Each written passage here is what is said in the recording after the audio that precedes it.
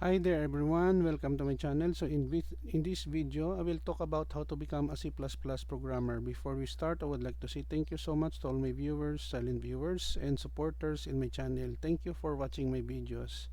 If you are new with my channel and then you like this video, please hit the like button. Don't forget to share and please support my channel guys by clicking the subscribe button. So let's begin. How to become a C++ programmer. To become a C++ programmer, you can follow these steps. Number 1, set clear goals. Determine why you want to learn C++ and what you want to achieve as a programmer.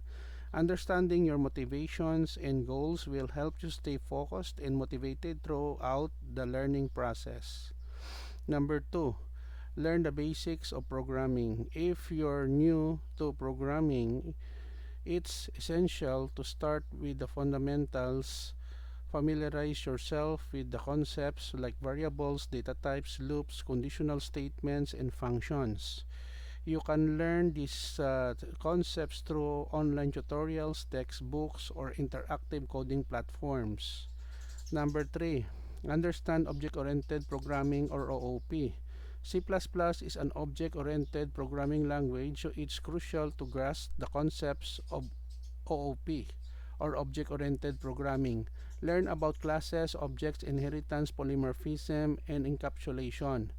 These concepts form the foundation of C++ programming. Number 4, choose appropriate learning resources. There are various resources available to learn C++. You can use online tutorials, video courses, books, or interactive coding platforms. Some popular resources include C++ Primer, the C++ programming language, online tutorials like learncpp.com, and video courses on platforms like Udemy or Coursera. Number 5, practice coding. Programming is best learned through hands-on practice. Start by writing simple programs, gradually increasing complexity as you gain proficiency. Solve coding problems, work on mini projects, and challenge yourself to apply what you've learned. Number 6, utilize online communities and forums. Engage with the programming community by joining forums or online communities dedicated to C++. You can ask questions, seek advice, and learn from experienced programmers. Participating in coding communities can accelerate your learning and provide valuable insights. 7, explore C++ libraries and frameworks. C++ has a vast ecosystem of libraries and frameworks that can make your programming task easier once you have a solid understanding of the language. Explore popular libraries like Boost, STL, or Standard Template Library, or Qt to leverage existing solutions.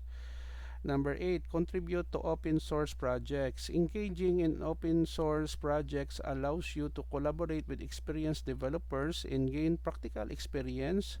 Contributing to open source projects helps improve your coding skills, expose you to real-world scenarios, and enhances your portfolio. Number 9, build a portfolio. As you progress, develop a portfolio showcasing your C++ projects and applications. It can be a collection of personal projects, contributions to open source projects, or even freelance work.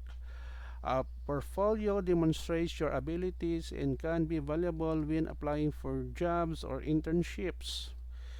10. Stay up to date with continue learning. Technology evolves rapidly, so it's crucial to stay up to date with latest developments in C++.